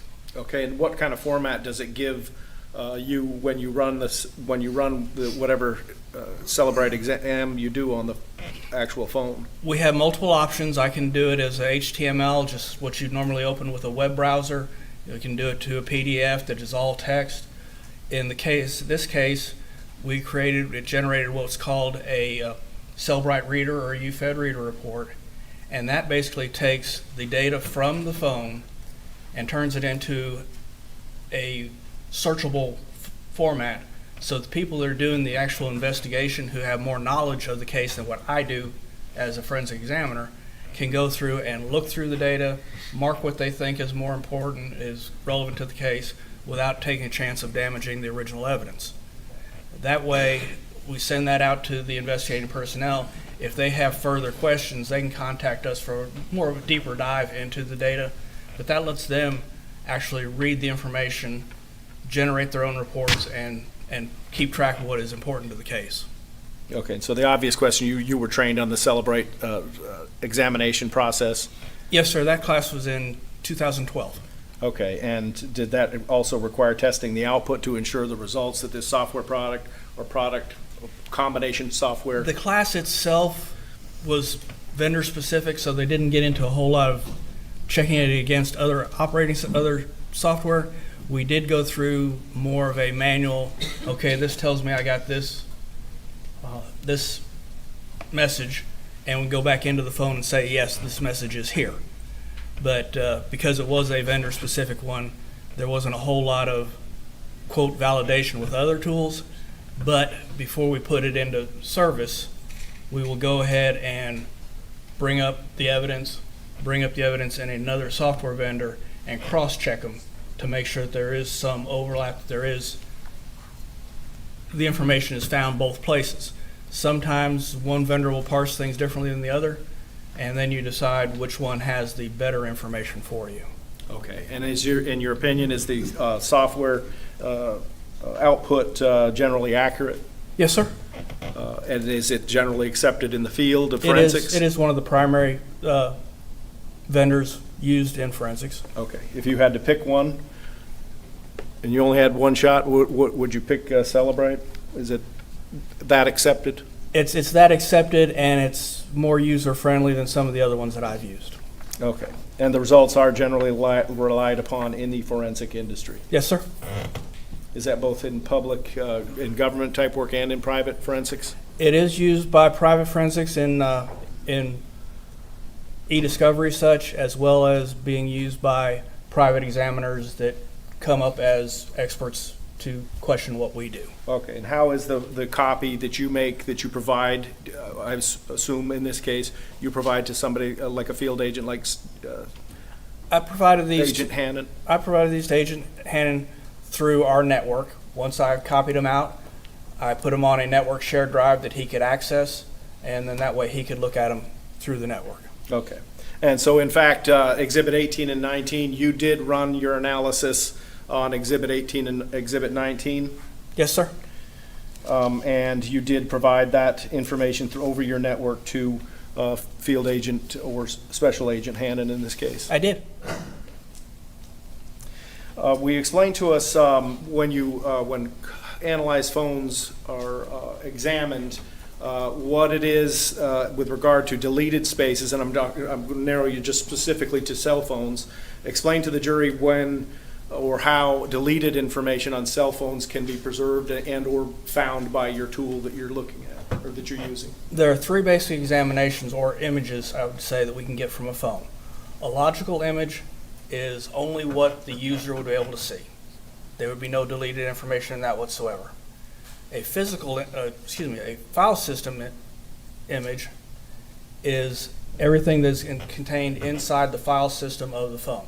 That may recover some deleted data. The best one we can get is a physical dump, which gets all of the information across the memory device, and that one we can also recover deleted information. Okay, and how does that physically happen? What with regard to inside of a cell phone, if I delete a picture or delete a text, where does it go? Cell phones, like computers, are lazy animals. They only want to do what they have to do. So when you tell it to delete a piece of information, it simply marks it as being deleted. It doesn't go in and wipe it unless somebody tells it to wipe that piece of information. Now, cell phones, unlike your standard computer disk, we can't put a write blocker on there to say, anything I do, don't write to this piece of media. Cell phones, we have to ask for information. And the media itself is constantly writing and doing what's called wear leveling to keep from wearing out one specific part of the memory. And with that, it goes through and tries to keep use across it even so that it doesn't overuse it. NAND media has a drop dead date. Once it's written to so many times, it's just going to stop working. So it tries to keep that level. Then the next thing is called garbage collection. And garbage collection is where you've marked it deleted, it knows it can reuse that area, but it doesn't take it out right then. This is where it's different than a computer in the fact that as soon as you put power to that memory, it's making changes. So that we can get deleted until garbage collection, until the garbage collection has run and overwritten that deleted file. Okay. And so in your process of examining these two phones, Exhibit 18 and 19, were you able to do, let me get it right, physical versus logical dumps on these two phones? Were you able to see deleted stuff on either one of these phones? Yes, sir. We were able to recover some deleted information on both phones. On 18, I was able to get a file system, and on Exhibit 19, I was able to get a full physical dump. Okay. And with regard to the Celebrite reader, that depends on the field agent for them to run reports and look for information. You explained that to the jury? It goes back to the person investigating the case for them to look for what's information evidentiary to them. I wouldn't know if a specific text message may have meant something, whether it didn't, so that keeps me from missing stuff, and that lets them look at it and see the information fully. The reader report actually lets you go in and choose a conversation view, where instead of just seeing this message and that message separate, it puts them in order just like you'd see them on your phone with little bubbles to the sides. Okay, and how about with regard to, like, say, a global search for a text string? Can you do that with your product and your analysis? You that can. have? There's a search box up at the top, and if you have a specific keyword you're looking for or a specific number you're looking for, you put that in, and it searches through all of the artifacts that have been recovered to see if that shows up. So if you put my name in there, it would find my name in the contact list and any text messages that are involved with me, any emails involved with me. It goes across all the artifacts and finds the ones that match. Okay, and so the end work of the end product of your work for Exhibit 18 and Exhibit 19 is that you created that UFED file with a Celebrite reader and conveyed that to Special Agent Hannon. I did. Pass the list.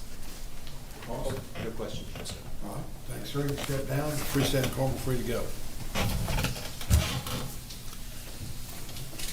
You're gonna take back these two exhibits. I'll grab them, Judge, I'm sorry.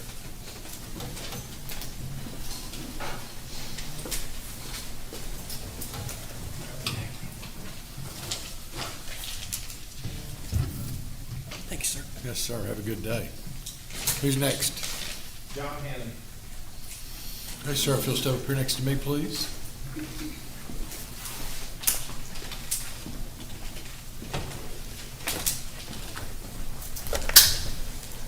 If you'll raise your right hand, sir, swear to tell the truth, the whole truth, and nothing but the truth, so help you God. I do. Thank you. If you have a seat, please. If you'll say both your first and last.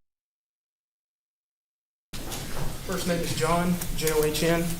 Last name is Hannon, Hannon. Thank you. Could we grab the exhibits that are marked for identification? I think it's 1 and Let's see. 3. I don't know. 1 through 10. See if that's them. That's it.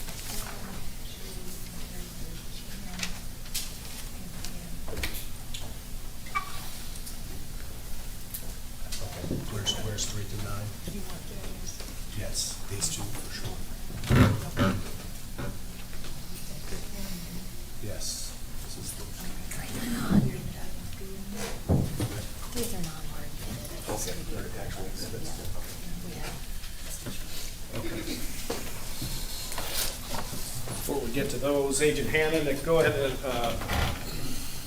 tell us where are you employed?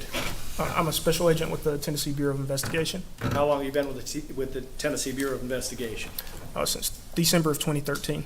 Okay, and were you obviously a special agent in 2019, 2020? Yes, I was. What are the duties and roles of a special agent with the Tennessee Bureau of Investigation? My role as a special agent with the Tennessee Bureau of Investigation was to conduct criminal investigations, and I was primarily assigned to Anderson and Knox County. Okay. And when did you first become assigned to Anderson County? 2014. Okay, and so in 2020 rather, in August of 2020, what are the circumstances under which the Tennessee Bureau of Investigation would become involved in an investigation, so to speak?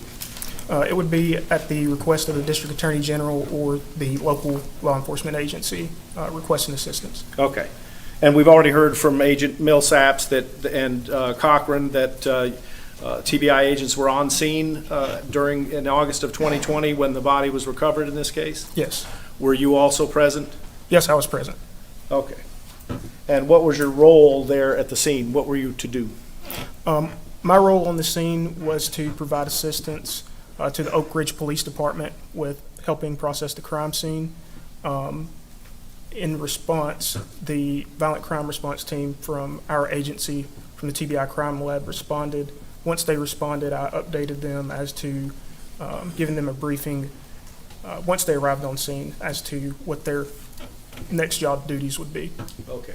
But at some point, does your role change in this investigation from assist to something different? It does. When did that occur? That occurred around September 8th of Okay. 2020. And what was that change? Became the lead investigative agent for this case. Okay, and what did that mean to you? It means that I would take over the investigation from that point and step out of that assist role and then formally be leading the investigation. So now you're going to be gathering everything? Yes, sir. Okay. And as part of that, obviously you spoke with all the other law enforcement agencies and officers involved in the case? Yes. Okay.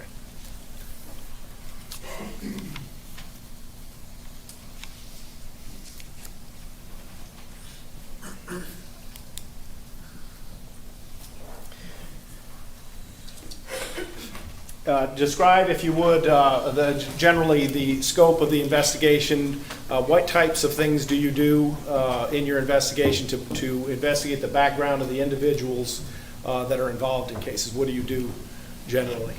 Generally look to see where individuals are from, last known location, family members, friends, acquaintances, things of that nature to try and better determine where somebody might have been living at the time of the crime, types of activities at the time of the crime, things of that nature. Okay.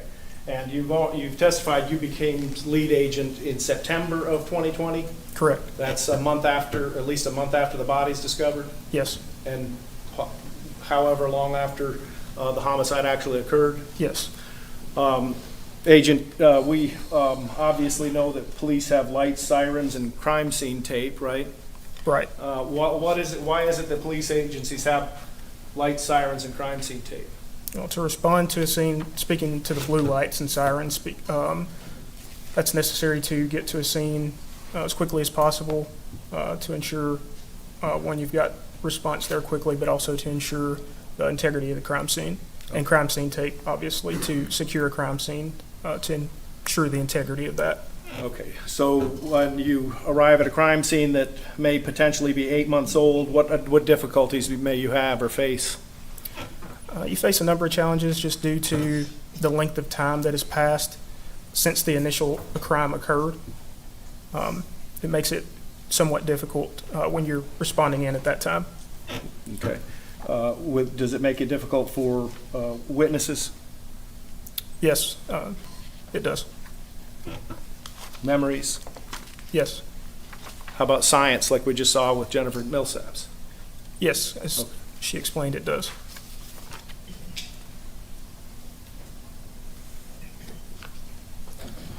And as far as you your investigation was concerned, did you also go out and interview folks? I did.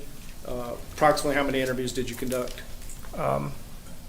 Say a specific number off the top of my head, maybe 20, more than 20. Okay. And you obviously generated a report. Yes. And how long is that report? How many pages is that report? Numerous, over 70 investigative reports in total, but multiple pages are contained within those 70 plus investigative reports. Over 1,000-page report. Yes. And with regard to that, were you able to collect and kind of combine information from all different sources for the purpose of establishing some key factors or key points in the investigation? Yes. Okay.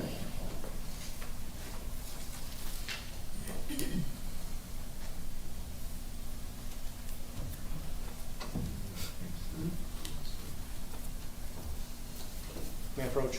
Yes, sir.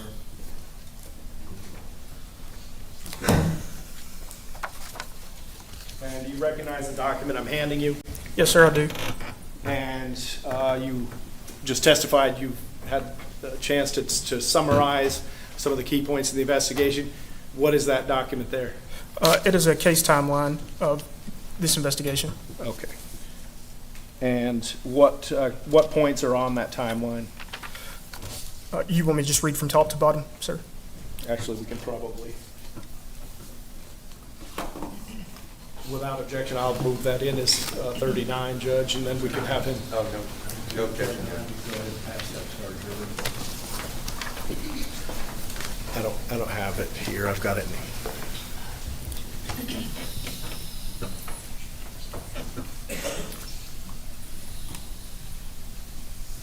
You can keep asking questions while I look at it if you want to. Thank you, Judge. I'll turn your attention to a final report. Well, obviously, when Agent Millsaps was up here, while we're reviewing that, while Agent Millsaps was up here, a final question was put to the agent about a recent test, blood test on a set of knives. Yes. You recall that question that just happening in front of the jury? I do. Okay. And obviously, there was no knife set introduced by Kevin Craig for the jury. Is that right? Correct. Will you explain to the jury what the circumstances? Yeah, don't ask him to ask questions instead of just testifying. Okay, I'll sustain.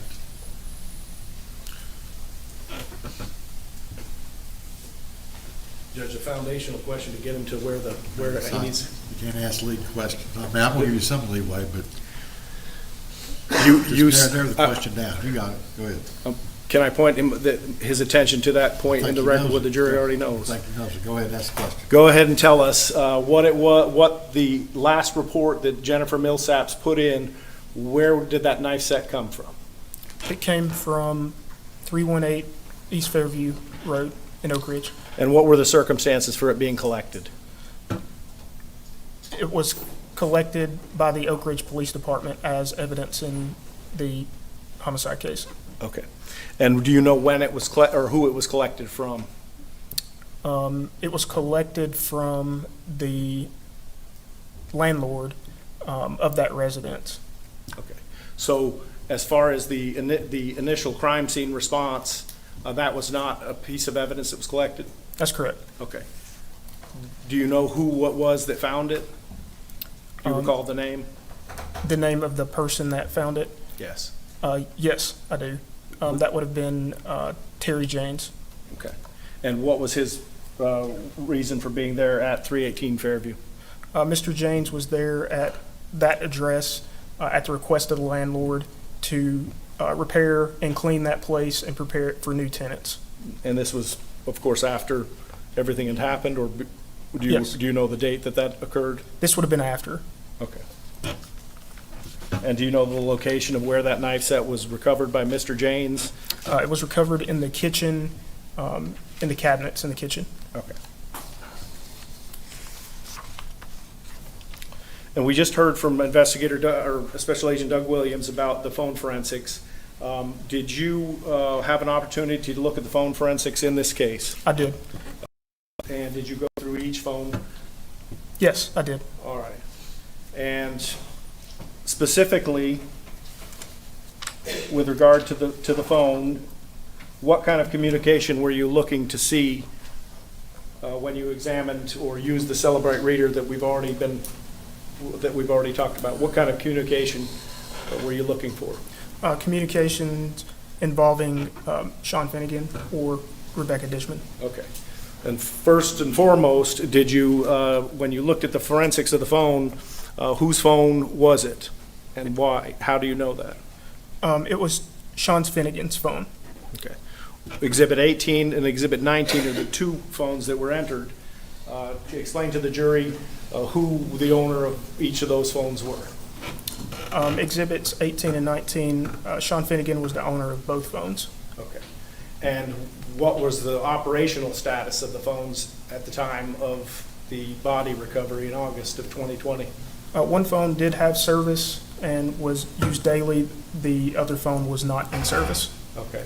Could you tell from the examination when the phone not in service had been turned off or stopped using data? It appeared in, I believe, late fall of 2019. That which phone was used? That would have been the Exhibit 18 would have been the older phone. That Okay. would have been discontinued in late fall 2019. Okay. So if we distinguish between the two, older phone and new phone, so new phone, you're saying was active at the time the body was recovered? That's correct. Okay. But you were able to examine and get information off of both? Correct. Okay. And you have, with regard to that, did you examine the defendant's potential communication with each other? Yes. And tell us what you were looking for when you were examining the phones for communication between co-defendants. Was looking for any information that was discussing this crime being investigated. Okay. And tell the members of the jury what communication did you find examining both phones between co-defendants Rebecca Dishman and Sean Finnegan? There were some text communications between Rebecca Dishman and Sean Finnegan on the phones, specifically the old phone. Okay. Were there any communications that you were able to discern on the new phone between co-defendants? No. Okay. In any format? No. And describe for the jury when Agent Williams told us he provides this data to you that you're able to do the reader. Tell the members of the jury how it is and all the things that you can see when you do the read to get reports. So when the data comes to me from somebody like Special Agent Williams, it'll be in a format, as he said, that is user-friendly and easy for someone like me to digest and look through. It will separate the data out by, say, images, by media, by messages, communications, chats, things of that nature. Okay. And so you're able to pull those up individually? Yes. And as far as your investigation goes, you searched for items of communication between co-defendants on both phones. With regard to the old phone, you said you found some on the old phone, but none on the new phone. Correct. Tell us what the communication was you saw on the old phone between co-defendants. There was conversation in there that was sexual in nature, general communication also, but a lot of communications that were sexual in nature. Okay. And how did that communication, how was it postured there on the old phone? Meaning, where did you find it and discover it? It was within the text messages or SMS messages. And who were the messages from? It appeared, based on the contact, that it came from contact named Mahogany. Okay. And did you in fact follow that up to find out if those were in fact Mahogany or somebody else? Yes. And what'd you discover? I discovered that it was actually Rebecca Dishman that was the sender of those messages. Okay. And of course, you were here for Mahogany's testimony and Rebecca Dishman's about what's been marked for Exhibit or ID only as exhibit number 1. You have that in front of you, Yes, sir. and you heard their testimony about that. Who prepared that exhibit? I did. Okay. And what is that exhibit of? It is of text or SMS messages from the contact Mahogany. Okay. Is that every single text or message from Mahogany on the old phone? Yes. And we would now move this in as a report generated by Special Agent Hannon from the defendant's phone, text communication from Mahogany. What number? 40. Okay.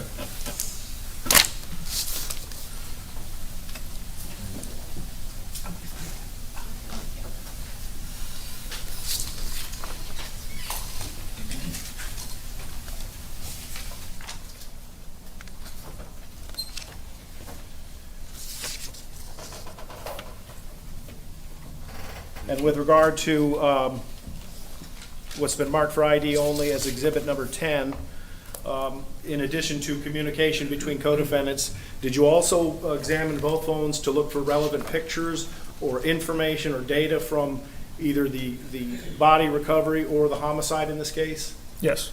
And did you also look for other pictures of relevance? Yes. And tell us, what is exhibit for ID only 10? This is an exhibit of selected images from the phone that were pulled out for evidentiary purposes. Okay. And what do those images depict? There's numerous images on this report that show Sean Finnegan, Rebecca Dishman, as well as pictures of Rebecca Dishman's body.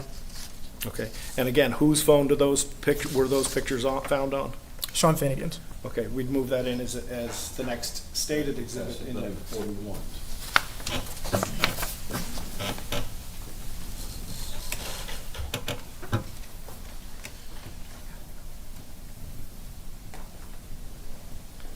And with regard to that forensic tool, we heard Agent Williams talk about your ability to do a text string search on the phones. Yes.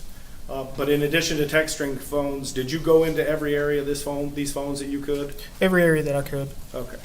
And examining communications, photos, every area of the phone? Yes. And were you ever able to discover any communication with regard to the death of Jennifer Paxton? No, I was not. And did you also include global term searches to investigate that as well? Yes. The possibility that it could be hidden somewhere? Yes.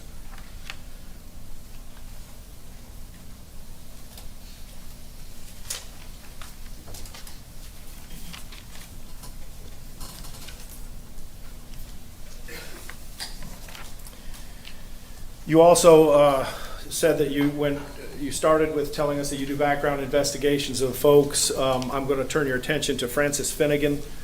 Who was Frances Finnegan in the investigation? That's the mother of Sean Finnegan. Okay. And when you you said you can do background. What kinds of records can you search for when you look up a person? You can look back at their driver's record, for instance, things of that nature to get dates of birth, identifiers, last known address, things of that nature. Okay. And how old was Frances Finnegan? I believe she was in her 80s. Okay. And you got that information through your research with records? Okay. Correct. And you also were able to, during the investigation, you heard and confirmed issues of her describe the general health condition of Miss Finnegan at the time of the body discovery. Miss Finnegan was able to walk and talk and communicate. However, she was elderly. She did have some health issues and appeared to need assistance, have somebody living with her. Okay. And were you able to get information that she was on hospice care? I did. And was she being medicated as well? Yes, And did you subpoena records for that purpose? I did. And and after all this happened, what happened with Miss Finnegan? Ms. Finnegan did pass away at some point, once I became involved in this investigation. Okay. So when the defendant, in August of 2020, when the body was discovered, what happened to Ms. Finnegan? She went to live with her daughter at that time. And is her daughter alive? No, she passed away as well. Okay. But you were able to subpoena records to show the health condition and/or medications that Ms. Finnegan was on? Yes. And what were those medications? She was on several medications to include blood pressure medications, medications prescribed for, I believe, anxiety and depression, as well as medications for pain. Specifically, what pain medications was she on? She was on oxycodone, fentanyl patches, morphine, and Oxycontin. And those are all prescribed to her? Yes. And who was fulfilling those prescriptions for her? Walgreens. Okay. And were you aware, and through any of your investigation, who was picking those up for her? Yes. Who was? It was Sean Finnegan. I asked you generally about communication between co-defendants, and I asked you generally about information about the death of Jennifer Paxton. So this question is kind of silly, but did you investigate whether or not there's any communication or information on either device about Jennifer Paxton? I did. Communication or photos or anything of that sort? Yes, I did. Okay, and what did you find? I found no reference of Jennifer Paxton on either device. Okay. We heard a name earlier in testimony from Mahogany Pico about Sarah Parks, the name Sarah Parks and a name Tasha Perry. Yes. As people that may have lived there at the house. Tell us, did your investigation yield anything about who Sarah Parks was to the defendant? Yes, it did. And with regard to Tasha Perry as well? Yes. All right, tell the members of the jury who was Tasha Perry and what was her relationship with the defendant? Tasha Perry was a female friend of the defendant that would stay at his home from time to time. Okay. And what was the nature of their relationship? It was sexual in nature. Okay. And were you able to, was that just with this defendant or with co-defendants? With co-defendants. And were you able to confirm that with both video and photographs on the devices? Yes. That both Rebecca Dishman and the defendant? Correct. Okay. How old is Tasha Perry? I believe she's in her 20s, late 20s. And you interviewed Tasha Perry? Yes. And with regard to Sarah Parks, another name that was mentioned in Mahogany's testimony, were you able to determine similar information about Sarah Parks Yes, I was. and the similar situation? Yes, that's correct.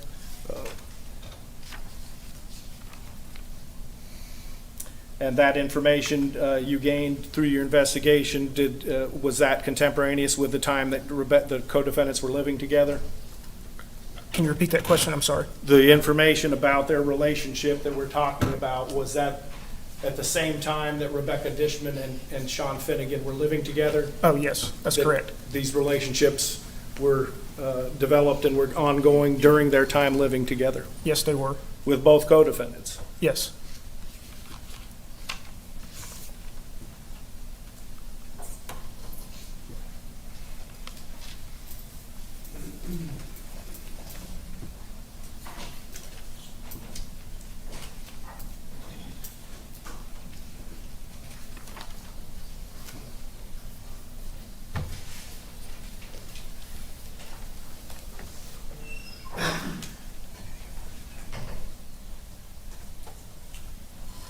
And so you told the members of the jury, you actually went in through the phone and looked at all the different areas of both devices, right?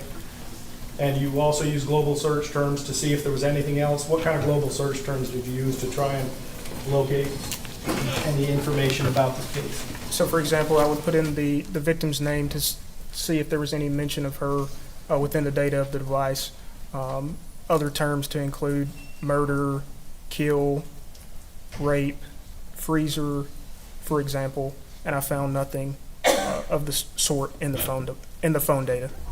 Cross-examination. I didn't hear something else.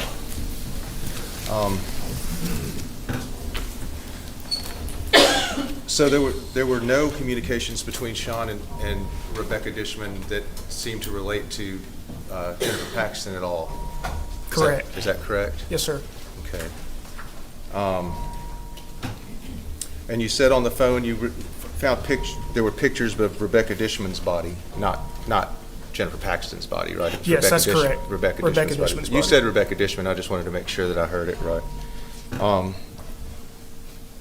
And then these texts that you recovered and reviewed, they're the ones Mahogany that we talked about with Mahogany and Rebecca. They're sexist, basically, right? That's correct. Pretty disgusting stuff, some of it. And you would agree these are conversations that would be Rebecca's conversations between Rebecca Dishman and Sean Finnegan, a lot of times when he's at work. Yes, sir. That's correct. Okay. And Frances Finnegan was in her 80s and definitely on hospice care Yes. and needed somebody with her there. Yes. Okay. And you talked to Tasha Perry, and did you talk to Sarah Parks? No, sir, I did not. Okay. And Tasha Perry confirmed that that she stayed over there sometimes Yes. with them, Rebecca and Sean. Yes, that's correct. Did she know Sean before Rebecca? I think so. I think, okay. Yes, I think so. Think so. I think she did know him before that. And so, from what you learned from them, and did she tell you also that he would let her stay there and probably feed her? Correct. Buy her stuff? Well, she didn't tell me that necessarily. Mm-hmm. Your Honor, can we approach?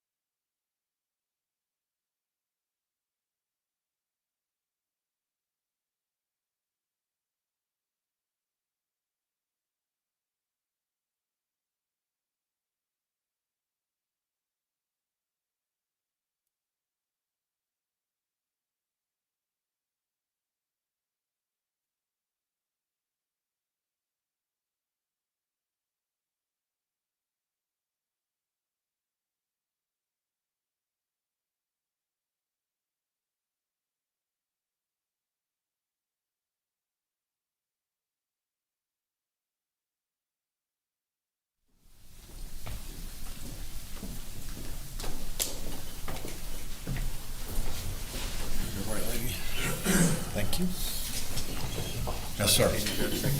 Thank you. And so the question was, Tasha Perry and Sarah Parks, your testimony, they stayed there with Sean and Rebecca on occasion. Yes, that's correct. And your understanding was they would help take care of Frances on occasion. I don't have any information to suggest they were taking care of Frances Finnegan. Okay. But you were here yesterday when Mahogany testified that her understanding was they would help take care of Frances Finnegan. I don't recall that. When she was talking about Sarah, she said that she... I recall her talking about Sarah, but not specifically that she- Sarah was helping take care of Miss Finnegan. Okay, that's fair.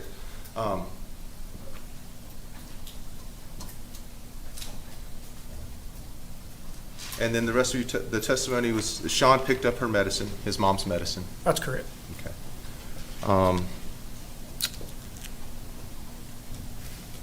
Do you know how long, in your investigation, did you know how long Sean and his mother, Frances, lived in that apartment?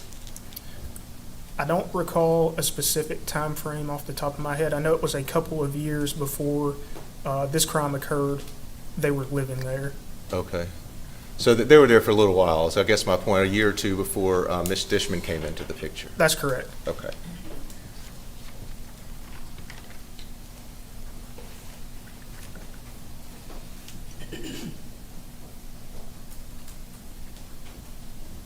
And I know the DA asked you about when a scene is old, it makes it hard to find evidence, right?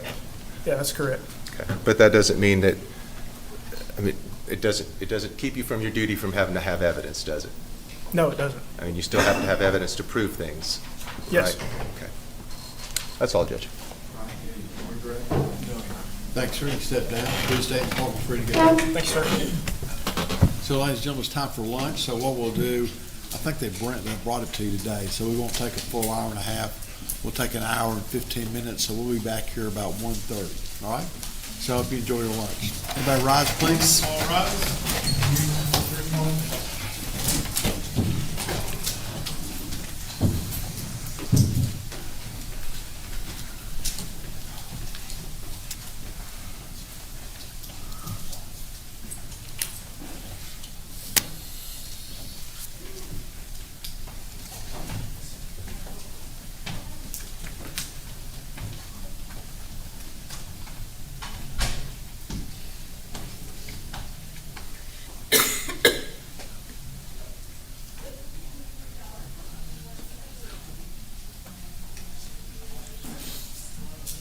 Anything from the state we need to discuss? No, Your Honor. Anything from the defense? 1:30. Thank you.